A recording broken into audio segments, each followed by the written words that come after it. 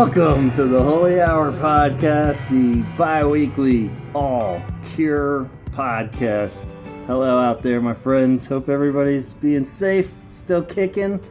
We have a very special episode for you today, this evening, whenever this is going to come out in early August.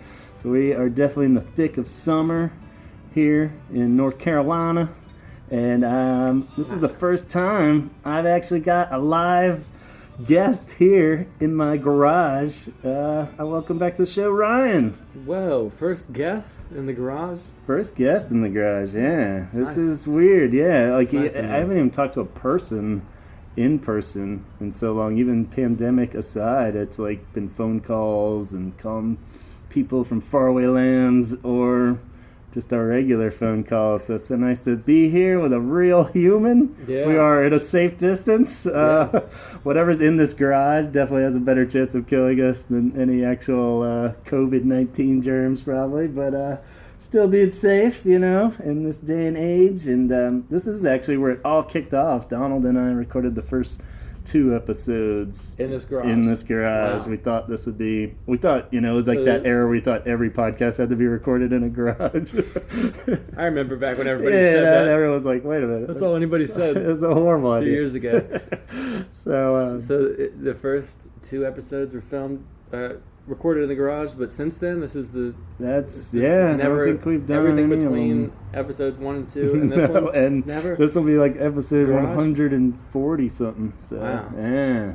So So, it's been a while. So Yeah. thanks for, so we do... 140, that's crazy. Yeah, that's just crazy in itself. That's awesome. Thank you. It's hard to Do believe. you ever feel like you're running out of topics, or is it just like the deeper you go, the more... The more there is, there's always something. So, you know, That's great. other people might argue with us, you know. Like tonight, we're going to talk about demos. Maybe we're scraping the barrel, but we're just, you know. And then that new album's going to come out eventually. So there's always something, you know. This band's got endless amount. We have covered all the official albums at this point, but not the unofficial ones. Or band member profiles, things like that. So it goes deep.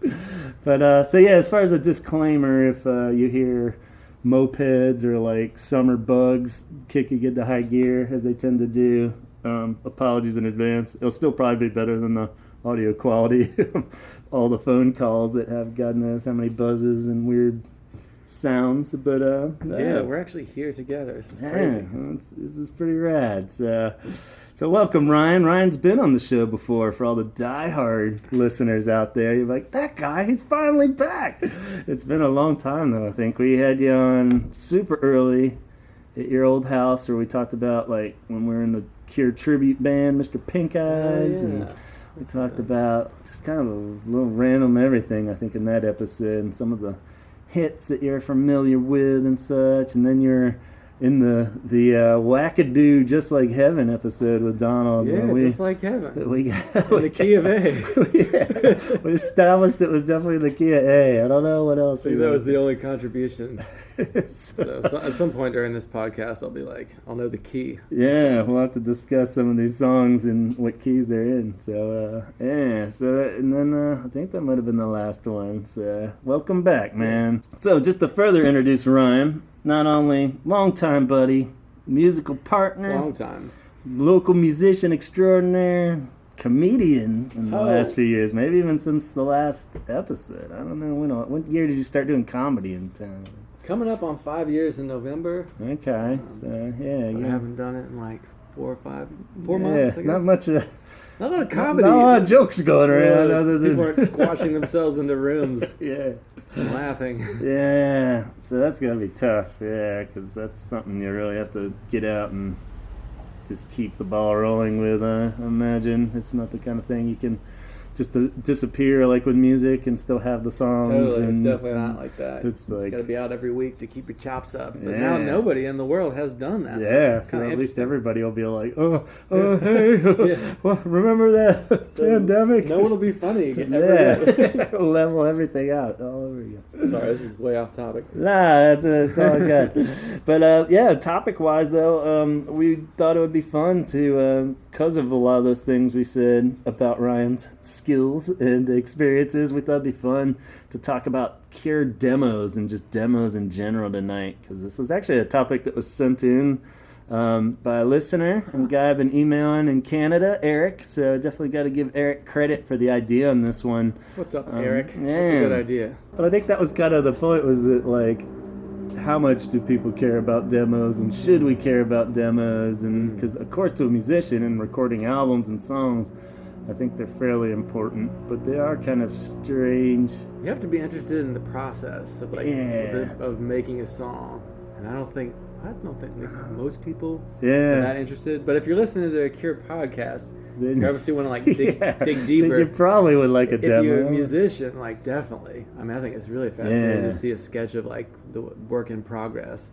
Yeah, me too. And that was kind of my lead-off question, was like, as a listener and music fan, are you one that would at least be curious about like favorite artists, Cure aside, demos? Is that something you? Yeah, definitely. I've always loved the demos, because like that's the recordings I make are kind of like demos, really. And a lot of my like the White Stripes and bands, like the album just sounds like a demo. I always like that, or 60s stuff. So I kind of always like that. Like, you can feel that the song like is brand new and there's that excitement in it, even if there's not the polish. Yeah, it is like the rawest form, and yeah.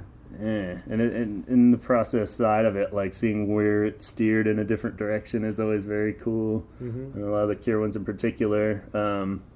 Because a lot of people, I think if you're more like singer-songwriter or something, it can be a bit more dubious, where it's all like, this is me with my acoustic guitar, and then the studio versions, this is me with my acoustic guitar and like a full band mixed in behind me. So it doesn't vary that much, but like when you do get a weirder, full like layered band like the Cure, a lot of 80s acts and stuff. But I was just amazed that like in the demos that we listened to, how much there is, like the whole arrangement's there. Yeah. Because I do think of a demo as like piano and vocal, or just acoustic guitar and singing into a phone, whereas like he had the beats. And like the hooks are almost always there. Like all three lead parts are like pretty much complete. Yeah, completely written. So it's like, does Robert like start with pop in his head and be like, does he start with the hook parts and then write lyrics later? I don't know. And that's kind of the idea. And like I said, we sent out I gave Ryan a handful of ones we'll talk about in more detail at the end. But at the same time, it was really cool when they reissued all the albums in the 2000s.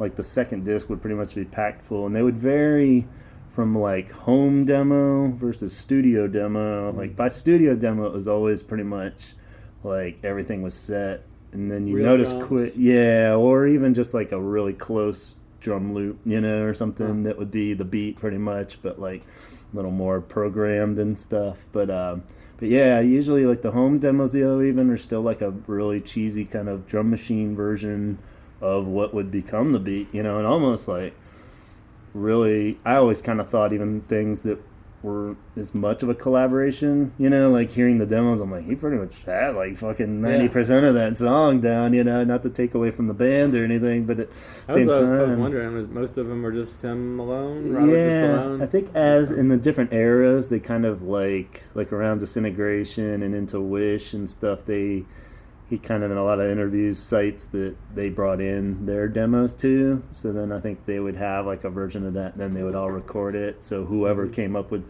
I kind of feel like even when the bass player would record a full demo, it would be like most of the essential parts were already there. So it was just like, it wouldn't be like just a bass line or something, but still some of that's a mystery, which is cool. But it was neat like seeing, because I had no clue of like what Robert Smith's process would be, you know what I mean? Like I said, with a singer-songwriter, it's pretty clear. You just got the guitar and you started banging it out on that or the piano. But I never could picture Robert like just sitting there and like just strumming like lullaby chords and being like, candy striped legs. It was like, there's no way that started with like he's like just strumming over a drum machine and like programming about beats spiders and shit. So it was kind of cool seeing and confirming, I guess, that lyrics are always, it seems, the last thing, like especially like final lyrics. Melodies, it's a little hard to tell because like, I think he probably gets some kind of idea that we're not even hearing in the demos, but like most of the demos with Cure stuff don't even have any vocals and stuff. But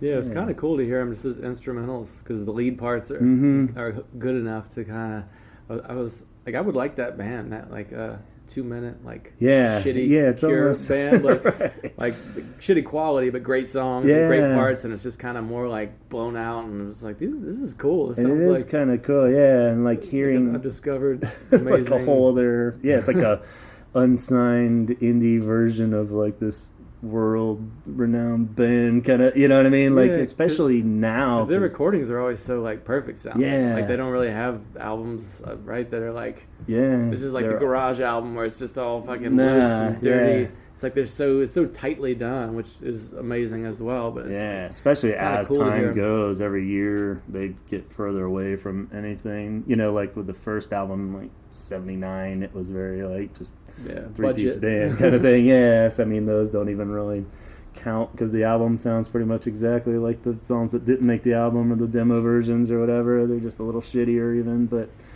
yeah, it is cool because like the gear, even because they are an '80s era for the most part band, you know, it's like the technology wasn't really there to sound good anyway, and then it's like going into the studio, you know, you get like the fancier version, but it's still like an '80s album, you know, like I almost would, and they've only re-released like everything up to Disintegration, so that's only up to '89. Like even though a lot of people aren't as crazy about the later albums, I'd really like to just hear the official demos of like later stuff, because those are the albums that got really overproduced in a sense too, if you could ever say overproduced. It's like because there's so many fucking layers, and maybe his like home studio got nicer too. And that one, that version of the album is actually the perfect. That would sound like the modest studio version. Because then it would be really cool to just hear like a super stripped down version of like a song from, you know, Blood Flowers that came out like 2000 or something. You know what I mean? Like just a piano version of that or something would be kind of cool. But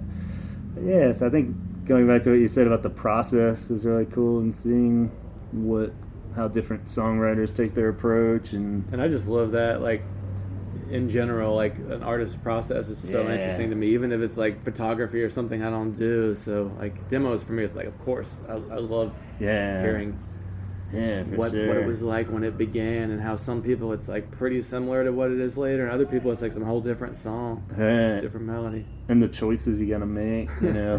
Somebody's shouting like they might be about to get murdered, like the quietest street too. It's like up on a hill, nothing. This is the one night they're gonna come. That light's never on. Garage was a bad idea. There hasn't been anyone in that garage since episode 2. Wow, they're really keeping track. I'm your biggest fan. They're doing one now, boys. Come on up.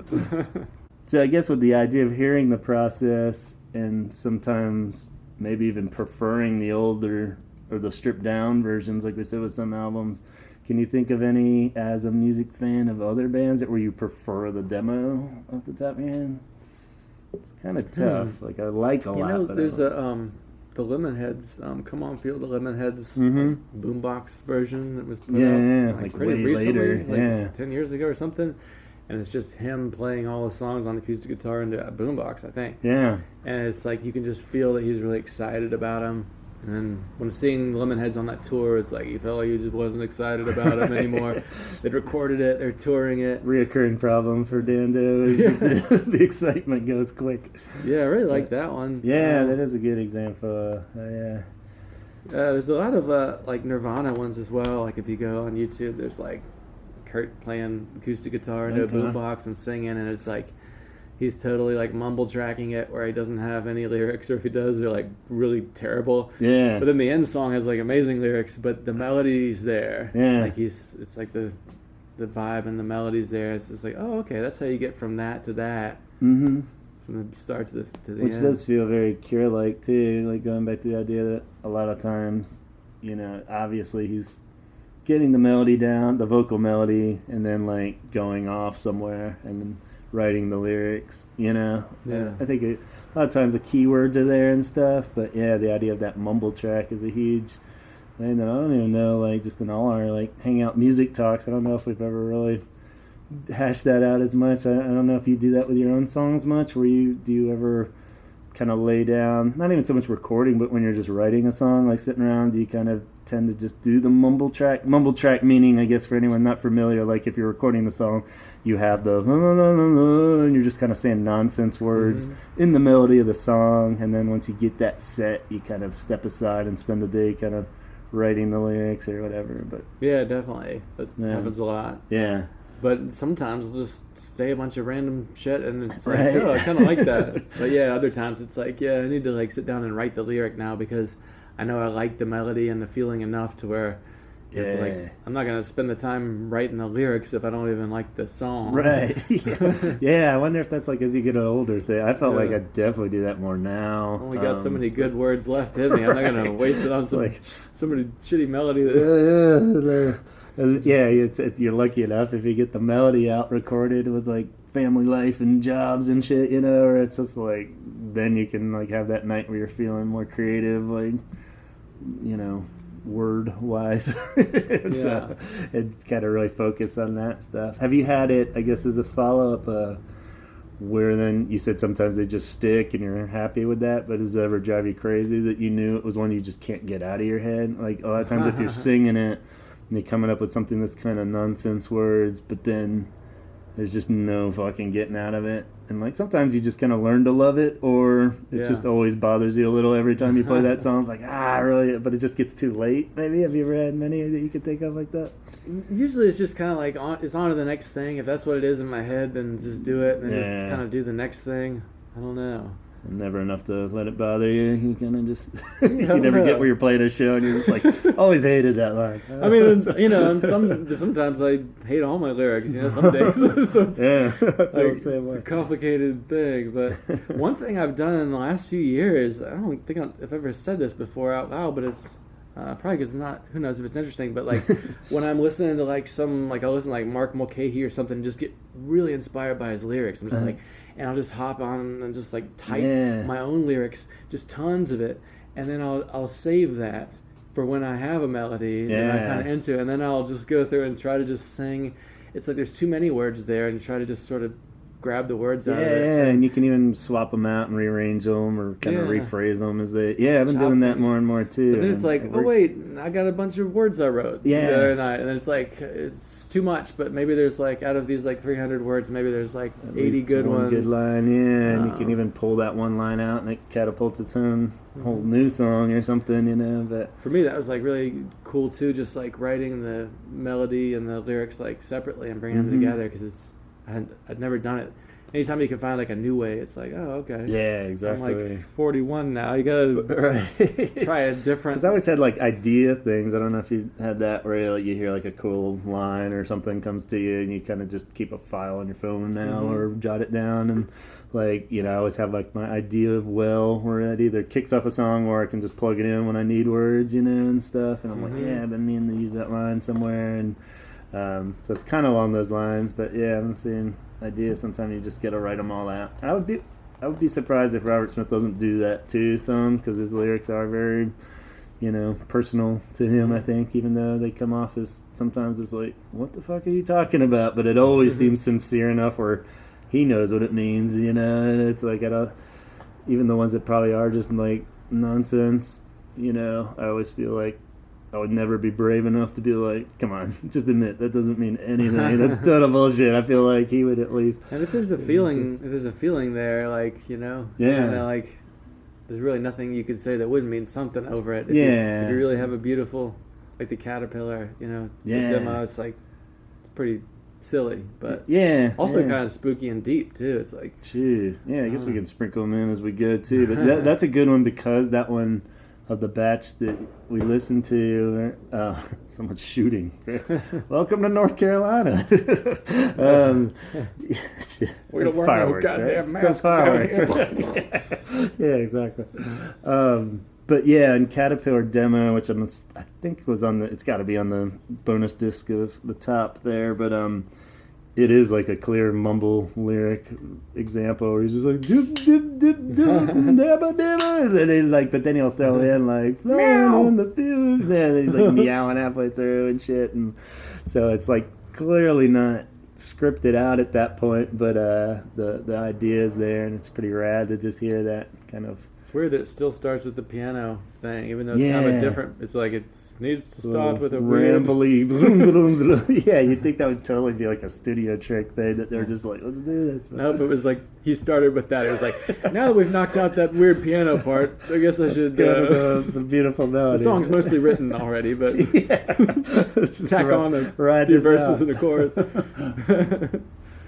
Do you feel like there's a proper place to release a demo? Like, because some people I've noticed, like, just based on their careers, it seems to be, definitely with The Cure, it's always like a bonus disc kind of thing. But there's been bands that put them out. I think I noted somewhere there's like a Green Day album that's like all their demos are just like released as an album, you know, and like what else? Box sets or something like that when you get like those Velvet Underground. If you can charge for your demos, you're doing very well. I guess that's the bottom line. Is if you get to any point in your career where people are going to pay for it. Yeah, that's a good question. I know like Mac DeMarco, somebody I like that makes music now. Yeah. He puts out his demos. I don't know if you can buy them, but they're on so. Bandcamp. Yeah, they're like actual albums. They're for free on Bandcamp. Yeah, okay. So I don't. Yeah, but there's a new one coming out too, right? Or maybe it just came out. I think it was a new batch. But yeah, and so they're pretty interesting. Do they vary much from the originals? Or? Yeah, it's kind of they'll be like a lot more, just like they're kind of all over the place. Kind of like some of them are just like. There's no singing, so it's kind of similar to the Cure ones in that way, where it's like these very thought out parts that are like dancing together, like different like melody lead parts, and it's like, so we kind of started, I assume, unless he's like tricking, he muted a vocal or something. You never know if they're trying to throw you off the tracks that too. Like, gonna be at some point I was gonna ask you, especially the Cure ones with that, or you're always trying to. Yeah, because he could be doing a mumble track on a lot of these ones that don't have any vocals, like. And he's just saying really dumb shit, and he's like, "There's no way I'm putting that out." And it'd be so easy to maybe he started with that and mute, and then came up with the lead parts and muted it, and it gives the illusion that like he hasn't done any singing. Yeah, totally. So maybe it all did start with like spiders and an acoustic guitar. But it's just like what? So that's the way I play it. Yeah, totally. That's awesome.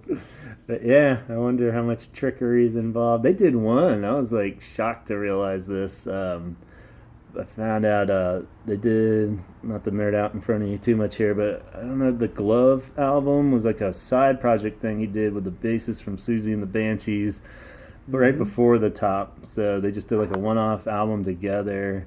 Ended up not singing it because of contract stuff, so they got like this female vocalist and she sang it. But it was always like clearly the two of them wrote the song. She sang Robert's part. Yeah, so she sang the lead vocals. He was able to sing like 2 songs on the album, but he sings in that high register, so it's probably the same. Yeah, exactly. His are all like yeah. So yeah, it was a big deal when they reissued that one because the second disc were the demos and it had his vocals on it, and like it's fucking awesome and I love it, and like I still love it even after hearing this breakthrough many years later, like because even like that came out in like 2007 or something. It was like mid whatever, those years were a blur, but it turned out he re-recorded them. They weren't the original fucking vocals. Yeah, and like because I always suspected something was up because he sounded a little bit like later Robert than like, and he, I guess he knew what he had. As I'm assuming he had some kind of vocal melody or rough track, but he redid them.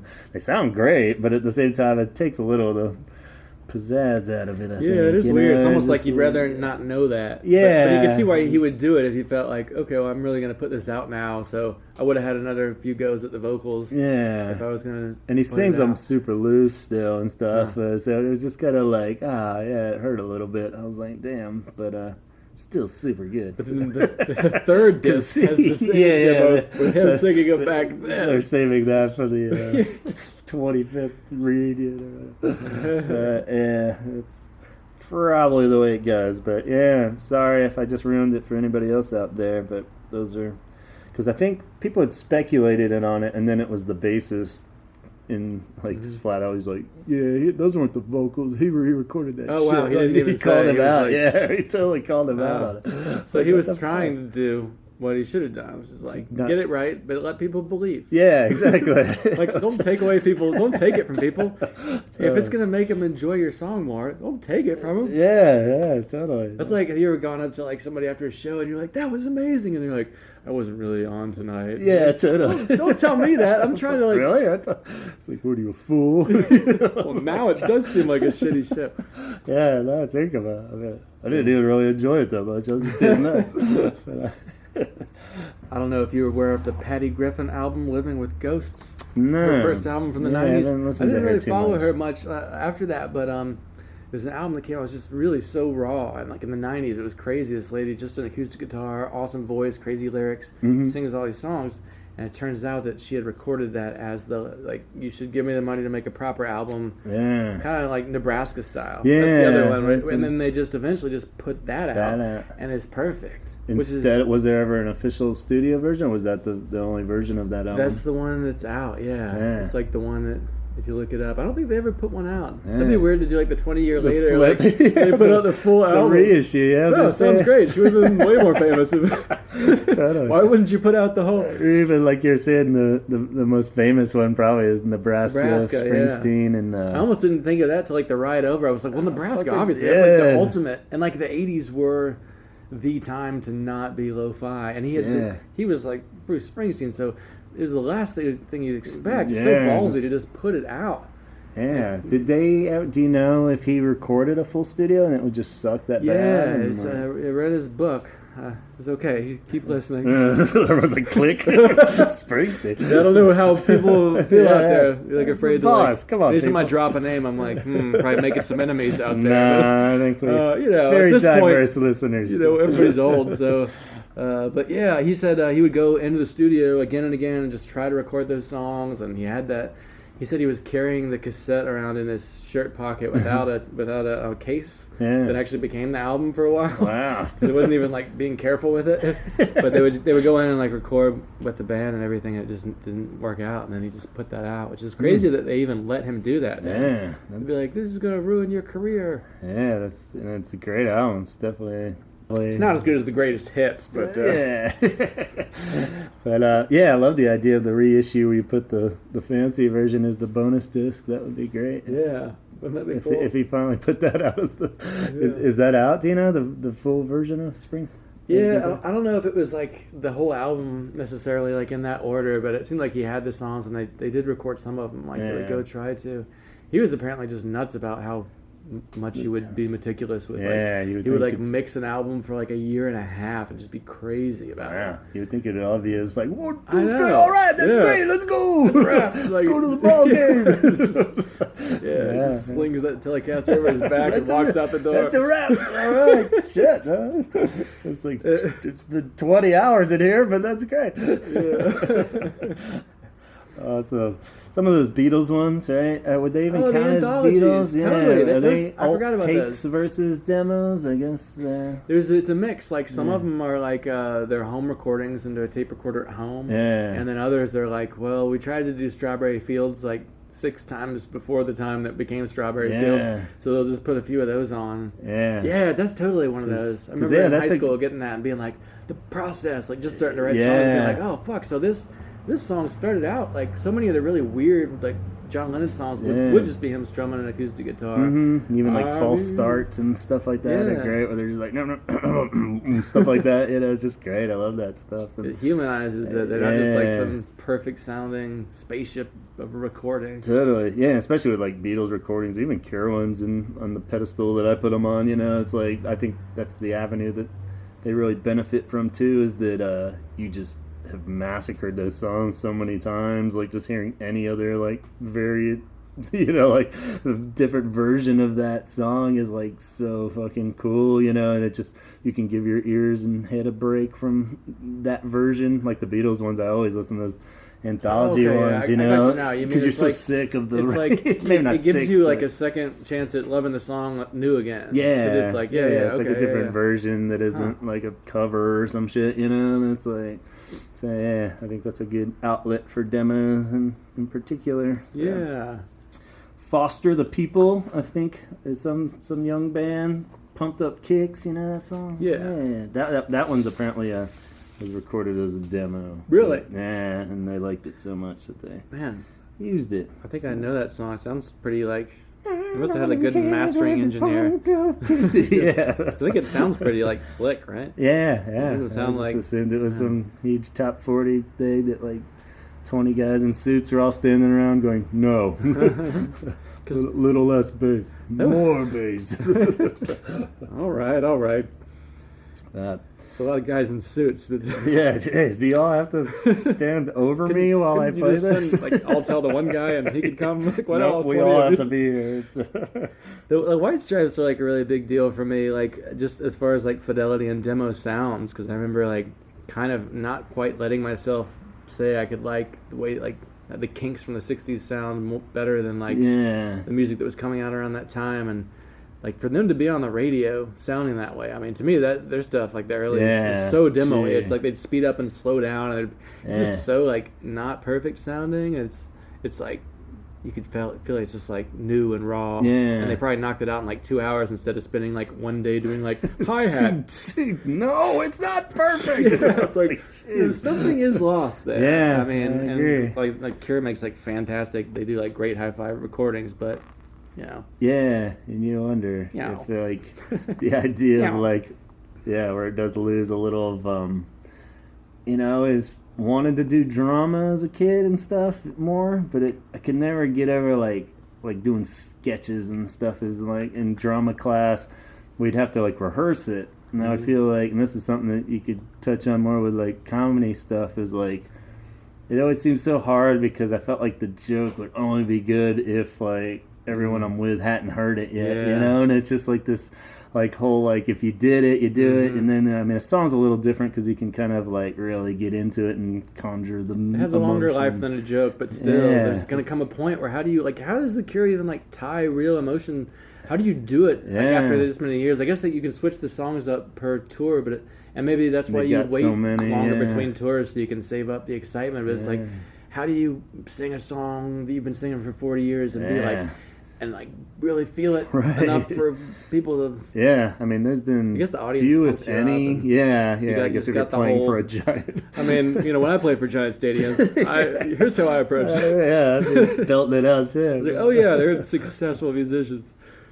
But there's so many bands I love, and I've seen so many shows that they're delivering it, and it sounds great, but you could tell they just kind of have that glossed over look, and they're like, oh, Jesus Christ, And it's like, after 40 years, like, how the hell I've never, I've heard him sound a little flat and stuff, but never just look bored, I feel like maybe again, I'm just way too biased or something, but it's like, I don't think I've ever seen like a video clip or anything where he's just like totally going through them, and I'm sure he is, but it's like, he never seems bored up there, just being like, show me.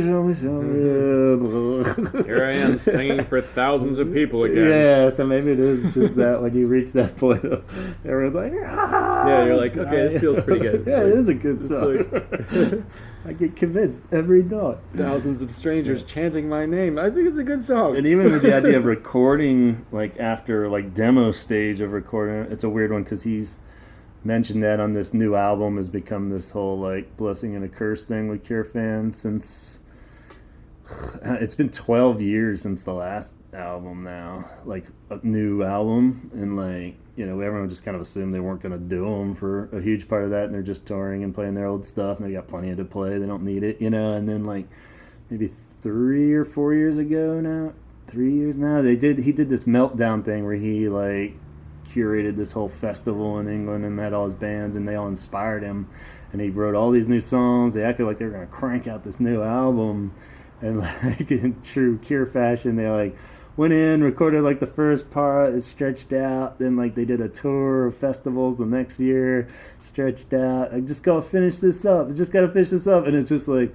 and the last update was kind of like, all the music's done, he's like, it's such an emotion. It's supposedly going to be like their darkest, most depressing album ever. And he's like, but I have to really be able to channel into the emotion of it, is what he's saying. So I'm not going to just sing it and not have it be like 100% the true emotion that the song needs, which I totally admire, but at the same time I'm like, is it this factor of like, now that we're going on like 3 years, maybe the song isn't really at what point does it become Chinese democracy? People have uttered those words, but it's been mentioned, and that's like that's definitely my approach, is like to make things so they can happen quickly, because like if you a year from now I'm a different person, or it's like it's hard to hold on to that feeling. It's kind of nice to capture things quick, especially with all this shit going on in the world and stuff. I mean, he's probably already got like a whole new album worked up in his head that he wants to channel something else, and it's like,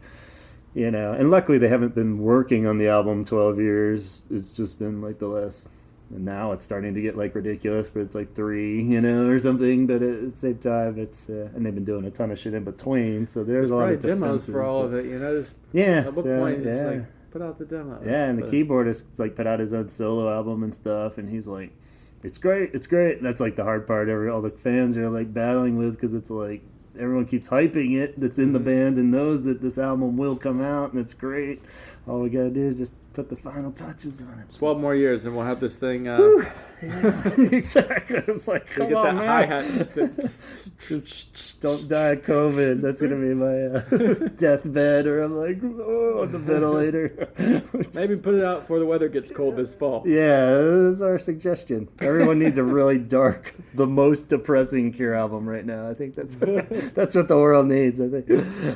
So, as an artist, Ryan, if you we've mentioned our recordings, and you're production major, very talented with production skills, so you can make stuff sound really good, like just in your home and stuff. But like the idea of like how demo can vary so much from like what we do as a demo, and what somebody that's on like a major label and they ask them to record a demo, they basically go to like a shitty studio and record an album, and then that's the demo, and then they go to the fancy one. But I mean, any ideas as far as like what your idea of approaching a demo? Do you think like maybe on some level even the phone recordings that we tend to do like while writing a song for ideas would count more as a demo for us? Or do you feel like your final version is still, because I always feel like when my recordings, I'm starting to get away from it more now that I'm accepting the fact I'm not going to be like signed by a major label probably anytime soon. It still happen? It's like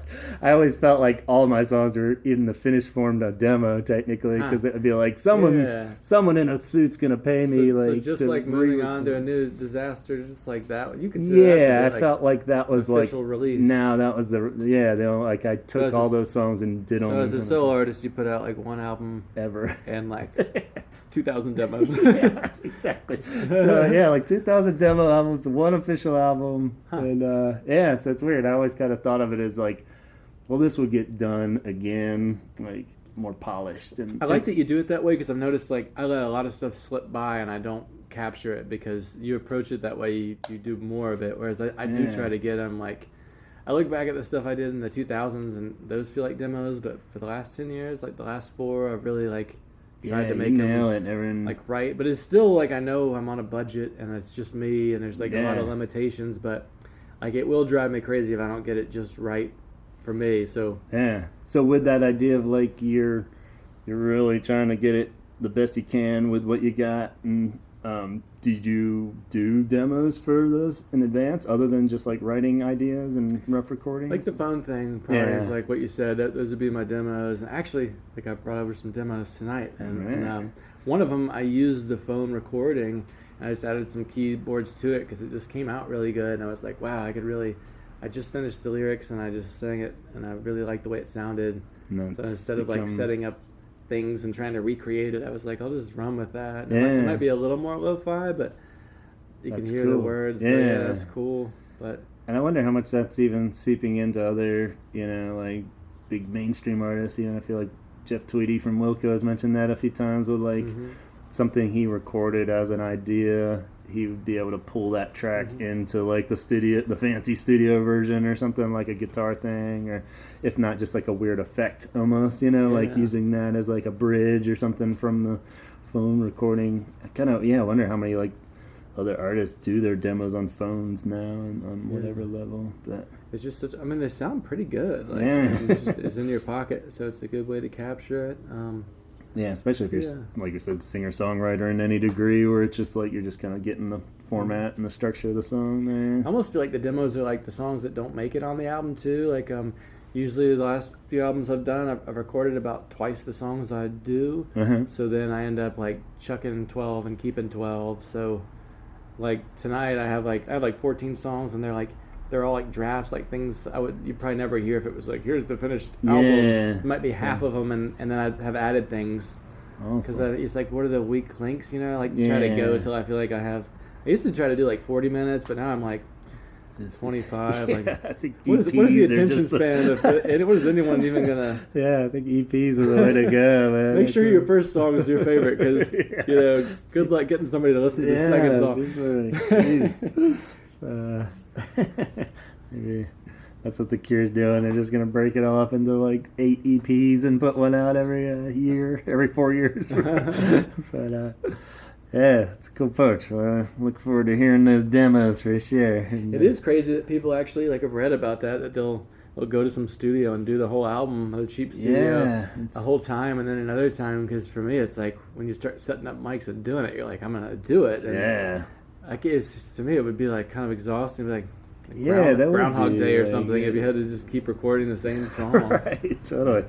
That's why, it's cool to hear like those 90s era bands like Nirvana and Lemonheads, like we were mentioning, like, because you could like do the acoustic version of it and then like see what it sounds like with a full band. Isn't drastically different, but at the same time you could still get 2 versions of it, and those are kind of the ones I go back and listen to more, like as far as a listener even, because it'd be like, if you're kind of sick of the full band version, it's like a mellow one, you know, like if you just want to hear like a solo acoustic version of some song that normally has like a whacked ass out guitar solo or something that you don't want to put on when you're making eggs in the morning, kind of thing. It's like, I'll listen to the making eggs to a guitar solo like that. Yeah, maybe. Be all dry. Yeah, totally. Yeah.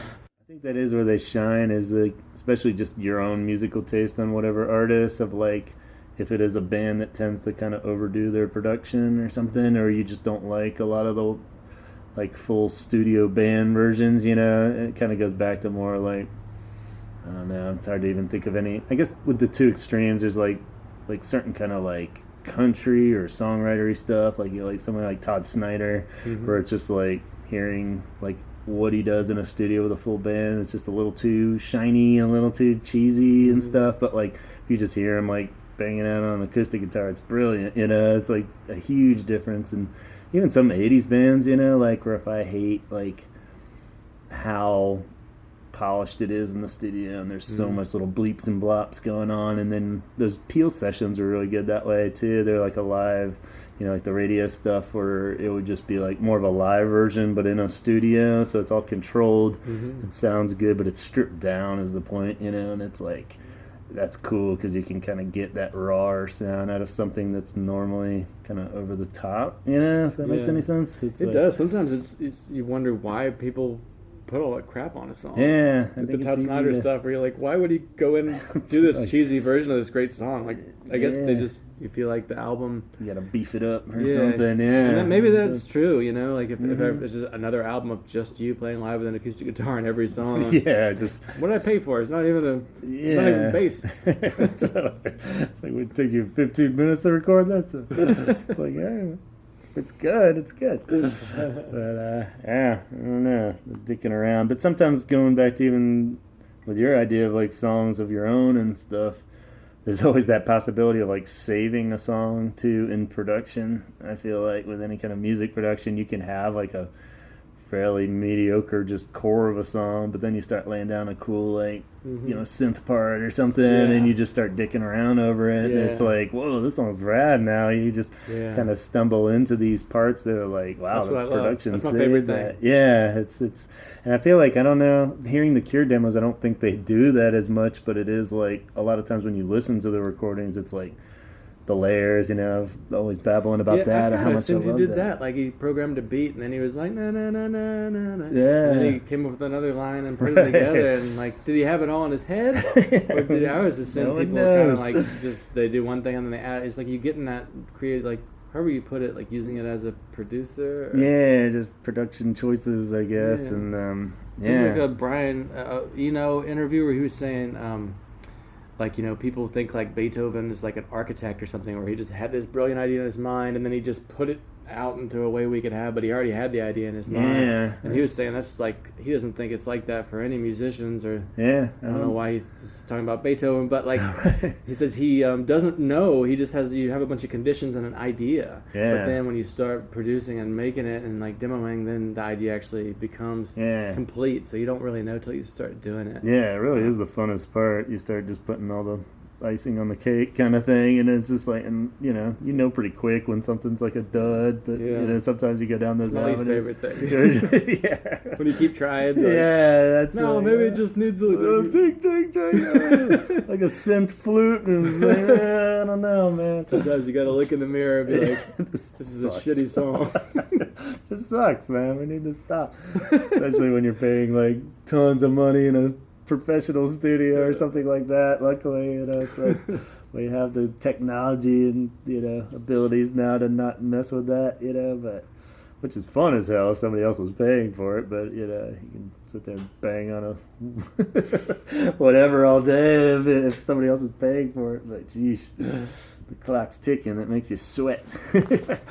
All right, well, let's move on to some of these Cure songs that we sent you there. We kind of worked it where I just sent you some demos of some of the more well-known tunes, and they happen to be ones that you've covered that I've posted on some Cure pages and stuff, so you might have even watched old Ryan over here play some of these Cure hits on his YouTube page. You've covered a few of these, but yeah, just any initial ideas. I guess starting out with Caterpillar we kind of covered, where it did have a good mumble track there, and cool to see what stuck and what didn't.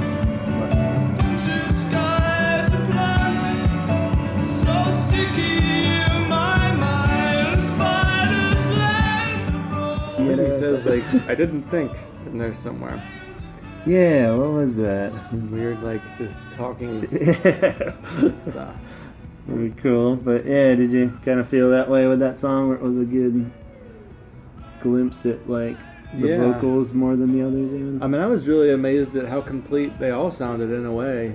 I mean, just how much, like, how many parts have been written that like fit together. I mean, it's I mean, this was probably one of the looser ones as far as that goes, but still though, starting with the weird piano thing, and I mean, the whole chords there. I think there was like one weird little melody thing that was like being kind of plucked out on the piano that isn't in the song, or else it's so buried in there, you know, who knows, with that kind of stuff too, it could just be in there and you don't really hear it. But that's why the demos are cool too, because you just hear that one thing that they're like, fuck that, let's cut that. You know? It's like that one dead end kind of idea that just doesn't really click, but yeah, the core of the song is definitely there. So In Between Days, this is probably my favorite demo. It's on the bonus disc of Head on the Door, of course, and sounds really cool. It just kicks out with like who I assume is Mary, his wife, like opens the door almost. I just like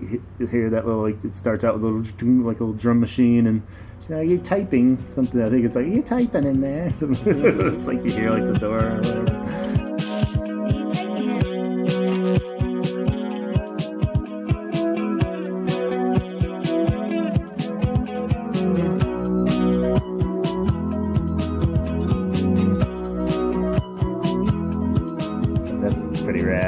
Just like so, like that one's just like full on fucking demo sounding, where it's just like a little drum machine, but it has like the so, the hooks are there. It's like, and it's like short, and just I'd love to hear that band just a really lo-fi kind of. I mean, does he program those beats? I've never really confirmed what like drum machine he was using or what, but for like his demos, a lot of those early ones, 80s. The album came out in 85, so it would have been like late 84. It's hard to imagine what like drum machine technology even existed then to be able to like program a beat, or maybe they just had some cool presets. But he's kind of gone on the record, like we mentioned with 17 Seconds stuff. Their second album came out in like 80, where he wrote most of the songs to the little like the drum beats on Keyboards. his parents' organ, like like the boom boom boom. Waltz. Yeah, so right on, Salsa. and I've totally done that where I record it to something and then just swap out the beat or make it weird. But yeah, I love these in particular where you see the shitty keyboard beat, and those glove ones were cool that way because they're all like just like. Yeah. It's like I could do that. It's like really inspiring as a songwriter. I'm like, well, shit, that would be great if I could. Yeah. Somehow the ultimate goal is like my best version of the song is gonna sound like the shittiest version of a Cure song from 1984. Yeah. With like an NWA drum sound. Yeah, totally. It's like it sounds so retro. It's great. Yeah. It kind of like it probably sounds better now, Yeah. Because it's like we've just kind of been through it all, and we've been through the height of production. Yeah. And how like it got too far in the '80s with Chicago, whatever. Yeah. Wherever it was for you, or it got too far. So it's kind of like I don't know. It probably sounds a lot better now than it's almost like something a hipster would make now. Yeah, he would be so embarrassed by releasing that at the time, but now it's all like, that sounds tight, man. Yeah. Exactly. It's like this is hipster gold now. It's definitely mellower too. Like In Between Days is pretty full on, like in your face. Like the acoustic strumming on the real, like the produced version is just so intense, and this is just kind of like kind of vibey, like a little slower, a little softer. It's almost like a little elevator version almost or something. But I like that the keyboards are all kind of just shittier versions too. They're like, it sounds like it was just like your Casio you had when you were a kid or something. Those are still the keyboards I use, the Yamahas. These things are fucking indestructible. That's so much like new shit I've paid so much for. It's just. Do you still have that one that we used? And is it working? It's the only one I started using a small one too. It's like the same. It's like a Yamaha. It's like the same era, but it's smaller, even crabbier version of the. Nice. It doesn't even have a jack for output. You have to mic it. It only comes through the speaker. It's not even. But awesome. It's like my kids just like drop it on the floor, like stand on it, and every button works perfectly. All the little beats and sounds. Yeah, that's great.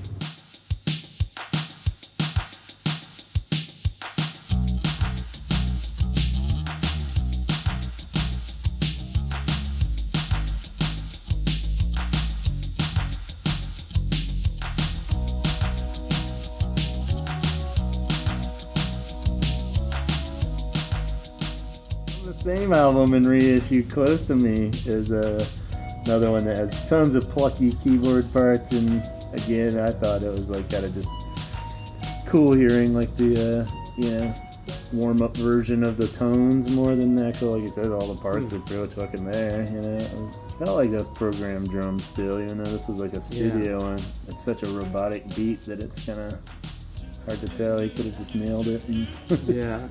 Yeah, I was amazed just how much all those little is worked out so like, to the dime, really. Like you said, it's just the tones and stuff that aren't.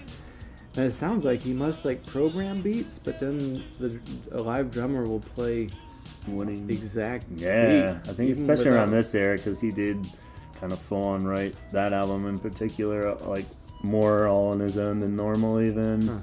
But yeah, I think that was kind of a huge plus with Boris, the drummer of that era, was that he would just be like, that's the beat, and he'd be like, got it. And it just would like... dream drummer. It's, and that's why he worked in the greatest band in the world. Yeah, Drummers, if you just do that, you can be the only one. You'll get in a good band. Yeah. Just play the beat. Just make the song sound great. Yeah, exactly. It's like, sure, you don't want me to just like rip it out in this, but I'm like, no. Like, the whole thing's like... We'll do one take where we do that, and then who knows? Who knows? Someday maybe after the demos come out, we'll just put out the demo where I did the beat on the drum machine. I do love that song though. It's like it was really fun when we played that. Yeah, we did our cover band. It's just it's that fun side of the Cure that really got me in. That's what just hooked me. It's like Mint Car and just so much fun. I mean, even though, I don't know, this song maybe it's kind of a little bit fucked up, really. But that's they're notorious for. As like the lyrics are all so like, fun. one of their darkest lyrics ever. But it's just you can't really feel that. It's so candy and poppy. Just the hooks, but Yeah, it's tricky. It gets in your brain like it shouldn't because you're like just grooving that bass line and shit. It's like so fun and all the weird little breathy things. It's like they're all kind of in there. I think on that one too it has like the weird little breathy vocals and stuff. They're not really quite nailing it the way the final version does, but it's such a weird approach to a song vocally, even where it's just like pretty cool. Yeah, the other big hit, Just Like Heaven. This is a interesting one to hear because like the song is so like just wonderfully mixed on the final version. You know, it's like strange to hear a rough version of it because you think it's just this.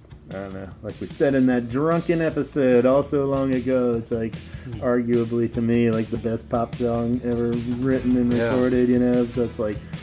Even just hearing any slightly rough version is just odd to hear. I was like, it was never perfect. You know? So, it can exist in another form. Yeah.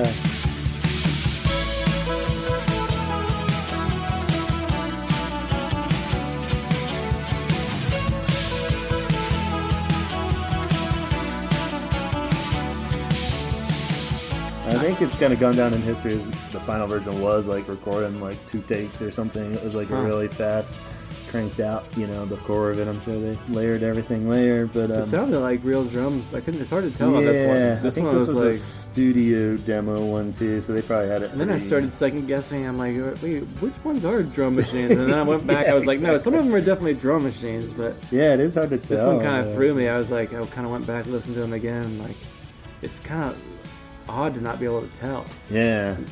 Usually you can tell. Yeah, I think everything just sounded kind of weird tones on these demos in particular, so it is kind of like, is that a fucking drum machine or not? But I think this one was a full-on drum, but that's just kind of going.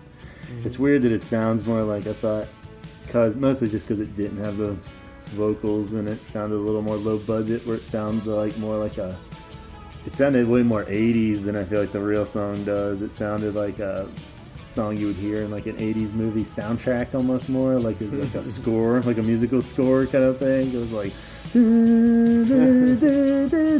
know, it was like the producer for the movies just make it sound like The Cure. We don't have we don't quite have we can't get The Cure. The real Cure, but so yeah, I mean that's just like such a golden song. It's great to hear, but yeah, nothing weird. You would think there would be some like horrible lyrics. Maybe that's why he muted him. Going back to that theory, he was just like, you're sassy baby. It's just like, oh, that's an awful line. But it is like this time they're like in the studios. It'd be weird if he was. But yeah, I mean, have you ever heard like bad early lyrics? I kind of feel like. With like him and that's why I kind of suspect our theory that he's just like zapping them because it's like he's either because how fucking hard would that be for the band? Yeah, like kind of bleeding into the next one of Lullaby. There was like because it was kind of noted through Disintegration stuff. It was getting more epic, and we knew that this was going to be the big epic album and stuff. So I feel like it was sincere on that one in particular that they didn't know like any of the words, like especially on an album like that when you're recording as a band, that would be like so hard to like as the instruments even really get into it not knowing like and maybe I'm just such a vocal and like lyric guy that to channel it, you know. Does that make sense? I feel like it would I almost know what you're saying. Keep going. I'm not articulating, but it's like it would be hard for the band to go in there and lay down the whole song instrumental. I feel like not knowing it's about like a spider eating you, or, you know what I mean? Or you know what I mean? It's kind of like how do you? But maybe it's good because they don't know. It's kind of like not knowing the last line in Empire Strikes Back, or you know what I mean? It's like the actors don't know the end of the movie kind of thing, but. Mystery. It seems like it'd be keep tough, them on their toes. Yeah, because I didn't know you were gonna sing that shit about the spider. And it's like, what was that, man? You tricked me into being on this creepy song. I was playing all romantic and stuff. I thought it was gonna be another Friday I'm in Love song. But... Well, that was kind of the famous story with that was that while they were recording I believe it was Roger and Boris, the drummer, they were kind of off to the side saying something like. They're all sounding great, but like there's not really many because this is coming off of just Kiss Me, so like Disintegration, like, it's kind of heavy, man. There's no like real fun pop songs, what would be a single even? They're like, well, Lullaby's pretty fun, and they're like, that's cool, and they're just like, and he's like, and then I heard the lyrics, and I was like, well, forget that, this will be, which, but they did, right? Yeah, and it actually turned out to be that's their highest charting song in the UK, even was like Lullaby was like their that's crazy highest hit. I did not know that. That's not the case over here.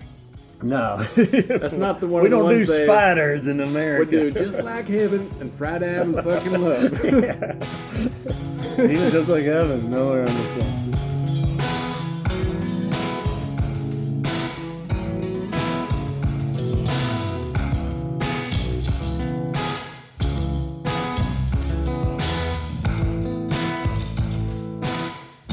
They had to have had like a vocal melody, like the mumble track. But it is weird, but The Cure kind of functions as like an ambient instrumental band. I feel like the songs really, you could take away the lyrics and listen to them with lyrics. It's like right in your face, and it's like listen to every word, but you could have them just be over there in the background and be totally enjoyable too. So it's almost like, maybe it's like the one band it could work for, where you're just where it is. It's gonna be good. It just feels good. You're like, I don't know what. As long as it's not about a creepy spider, I don't feel like I was lied to. It's a surprise. Jeez. The last verse is, so I don't even know what's happening with the kid, but it doesn't sound good. I guess in the final song, Love Song, going back to America's #1 Cure song, Friday I'm in Love and Love Song. If it ain't got love in the title, we don't want to hear it. That's all we listen to down here in Alabama. We just love. We're full of love. It's like, really? Allman Brothers. Really hateful in that country. Love Song by The Cure would be in my top 5. The Adele version. This one almost felt a little poppier in the demo, I thought. With the really just focused on that bass, which was supposedly more, hard to say how much, but like Simon, the bass player, wrote the demo and core of the song. So it makes sense that the early versions would focus more on them.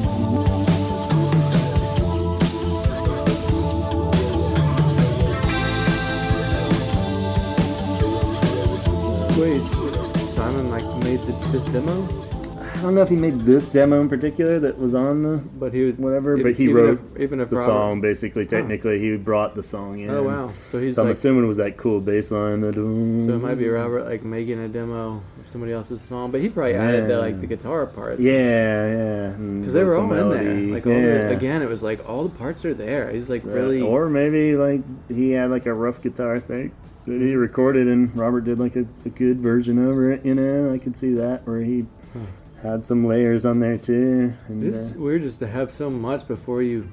It tells me if he feels like he has a song, it's gonna have a lot of cool parts. Whereas I think most songwriters going in with the acoustic guitar and then the lead guitar just comes up with the whatever and maybe there's still some of that with the solo and stuff. But it's hard to tell. But still pretty impressive that it's all bam, there it is. All right.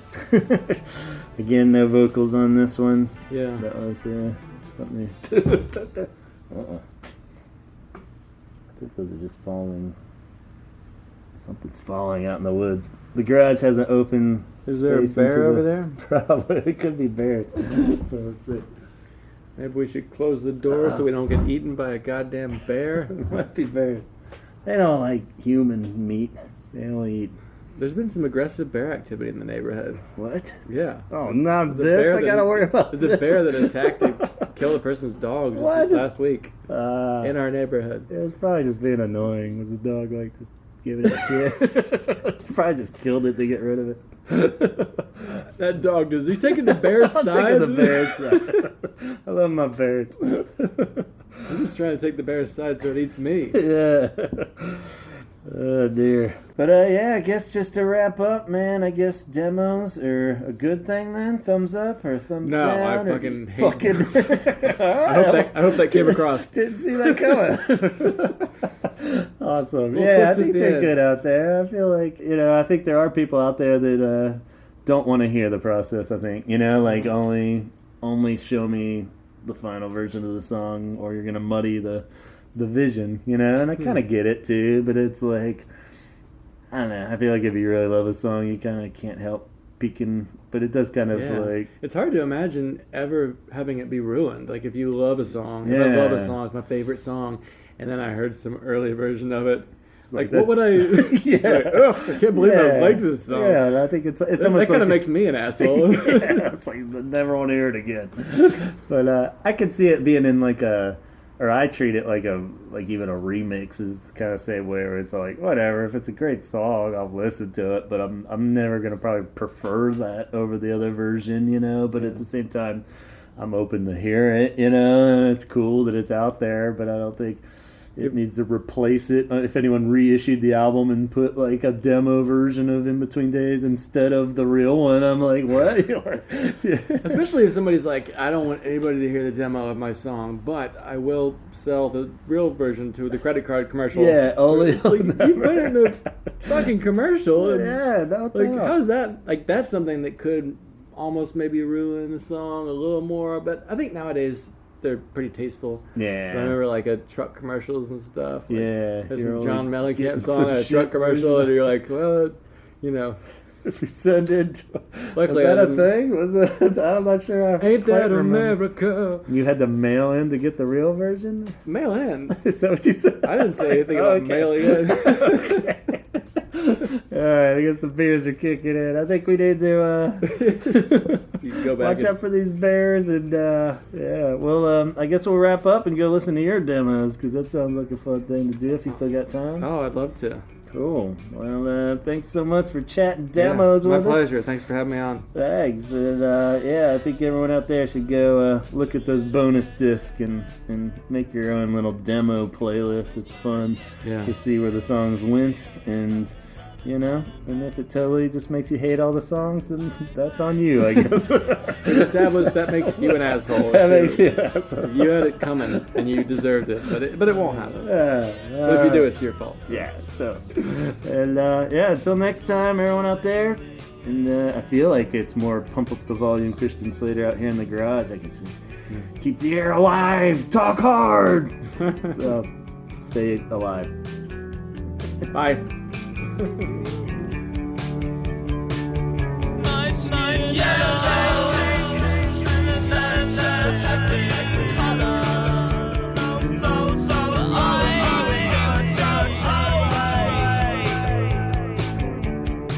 Man, I sounded so giddy in that episode. Apologize. I guess I was pretty excited to talk to my old friend and fellow human in person. It had been a while, so I think we're all going to have to try to fine-tune our actual interpersonal communication skills after all this or during.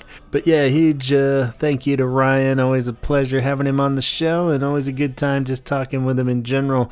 We talked a lot about his music in this episode, so I do totally recommend you go check out his albums and recordings of his original material on Bandcamp. We'll put a link to that in the Facebook thread, but it's Ryan Barrington Cox bandcamp.com, and tons of great songs in there, and even a band that we played in together, the If You Wannas, are on Bandcamp too, so you can check out some of his tunes and the stuff that I even played on with him there. And he's got all kinds of stuff on YouTube of originals and covers that he's done just acoustic versions of on YouTube, so you can check him out on there. We'll put a link to all that, and in his comedy too. You probably stumbled across some comedy links.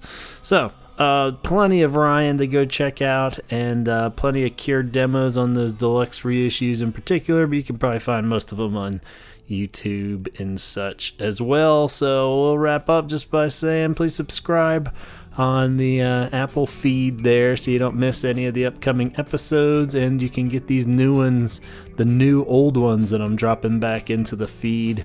Hopefully, I'm trying to just space them out so I'm not being super annoying, but they should just appear at the bottom of your list If you have your notifications set, you might get a notification every time.